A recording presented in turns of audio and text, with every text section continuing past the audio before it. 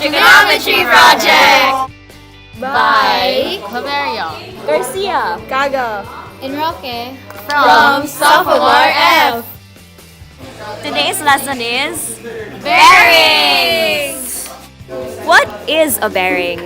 Bearing is an angle measured from a clockwise direction from north. Why is it important? Where can we use it in real life? Well, we can use them in planes, ships, and even locations. There are two types of bearings, a compass bearing and a true bearing. A true bearing is an angle measured from a clockwise direction using the north line as a reference. Compass bearings, on the other hand, are angles that can either have a clockwise or counterclockwise rotation. They may also use other directions as reference, such as southeast or northwest. The best way to identify whether it's a true bearing or a compass bearing is by looking at how it is written or observing how it is said. For example, we know that the first bearing displayed is a compass bearing because it includes the letters N and W representing north and west. It is read as 35 degrees west of north. The second bearing displayed is a true bearing because there are no directions provided. It is simply read as 35 degrees. Here are some examples.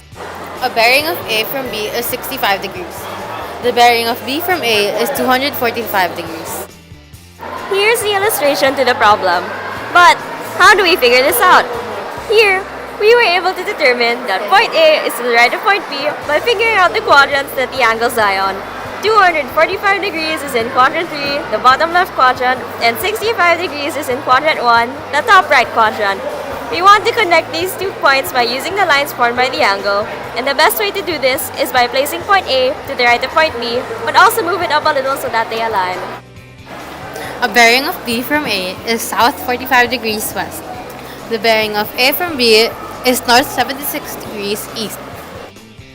Here's how the illustration is supposed to look like. Like the earlier question concerning true bearings, we first determine the quadrants that the angles lie on. 76 degrees east of north is an angle that lies on quadrant 1 because this angle starts from the north line and goes clockwise, continuing in the east direction. 45 degrees west of south is an angle that lies on quadrant 3 because this angle starts from the south line and also goes clockwise, which, for this particular angle, makes it continue in the west direction. In order to connect these 2 points using the line formed by the angles, we need to place point B to the right of point A. We can align the two by pushing point B up a little. Try this!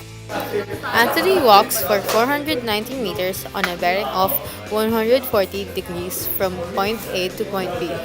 Find the nearest distance. This is the illustration of the problem. We use sine because we need to find the side opposite of the angle. Since we are given an angle and the hypotenuse, it becomes sine 40 is equal to O over 490. You then have to cross multiply it and solve for the remaining. Then you get the answer 314.97. You can get the distance to the south by using cosine. We use cosine because we're looking for the side adjacent with the angle, and the hypotenuse is already given.